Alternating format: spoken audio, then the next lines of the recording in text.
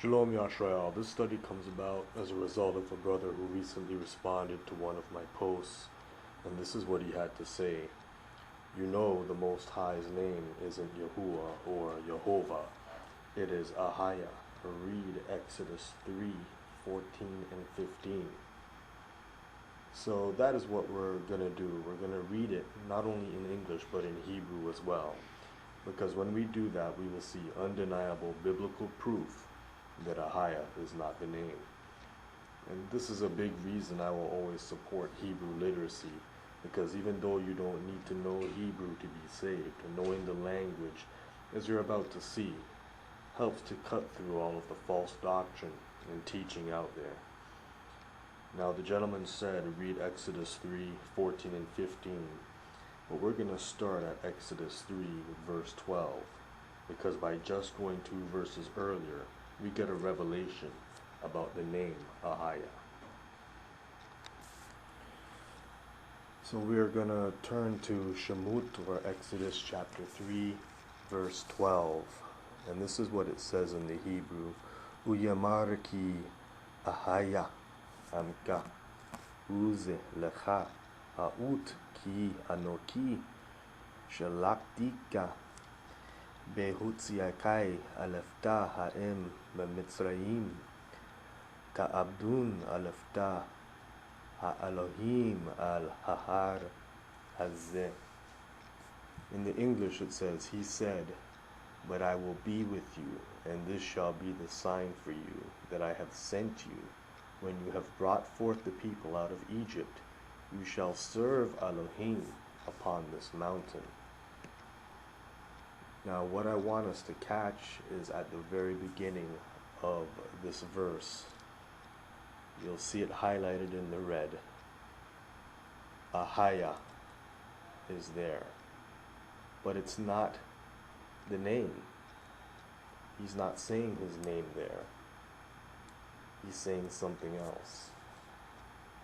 Now, if you're like Arnold right now, you're probably going to be saying this.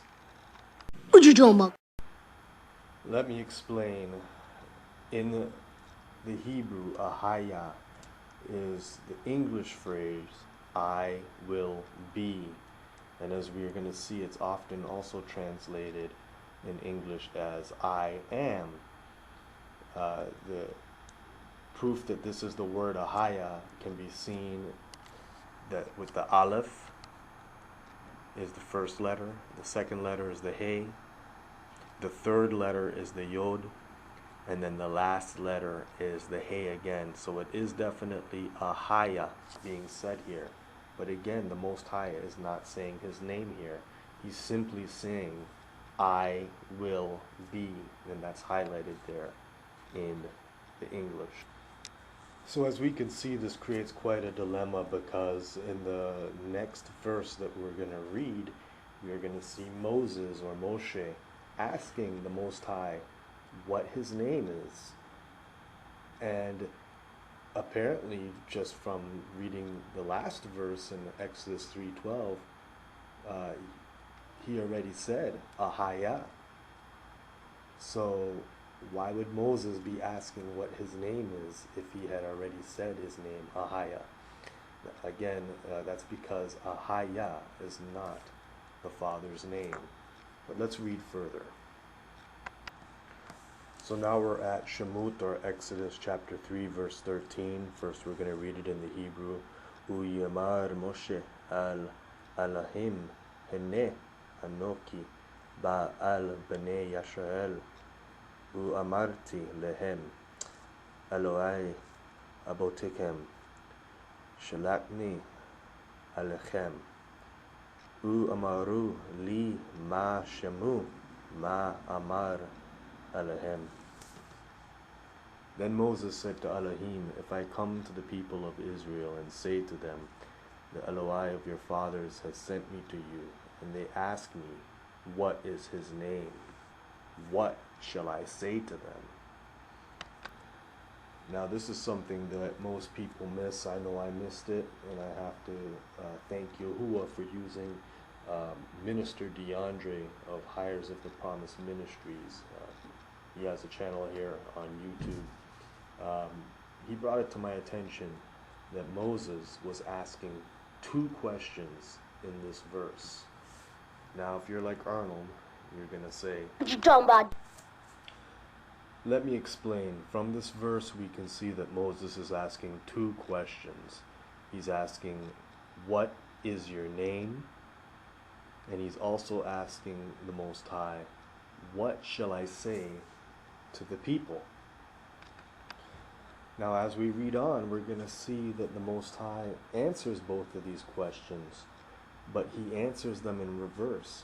He answers Moses' second question first, and then the first question of what is your name, he will answer as we get into verse 15.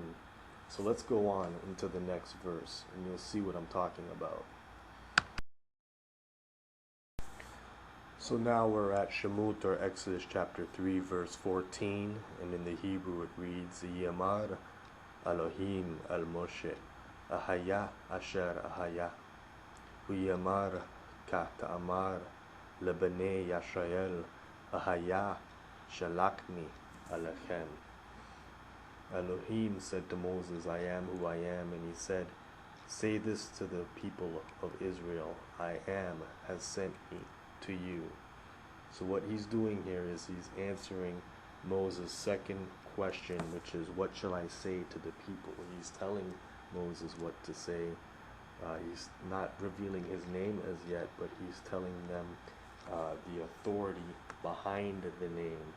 By saying Ahayah, he's saying, I will be, or I am. And this is very similar language to what we find in Hazun, or Revelation chapter 1 verse 8, where the Most High is revealing to Yehukanan, or John, when he says, I am Alpha and Omega, or more properly, I am Aleph and Ta, the beginning and the ending, which is, and which was, and which is to come, the Almighty. That's basically what Yahuwah is saying here. That's what he's saying. He's giving his authority at this time, not his name. Now we're going to look at our last verse, which is Shemut, or Exodus chapter 3, verse 15. In the Hebrew it says, Uyamar ud Elohim al Moshe, ka ta'amar al bnei Yisrael, Yahuwah Elohai abotikhem, Elohai Abraham, Elohai Yitzhak, Elohai Yaakov, shalakni alechem, ze shemi leolam, uze zakri ledur adur. Elohim also said to Moses, say this to the people of Israel, Yahuwah, Elohai of your fathers, Elohai of Abraham, Elohai of Isaac, Elohai of Jacob, has sent me to you. This is my name forever, and thus I am to be remembered throughout all generations. So we can see that it is here in this verse that he answers Moses' first question, which is, what is your name? And he identifies it here. We don't have to guess.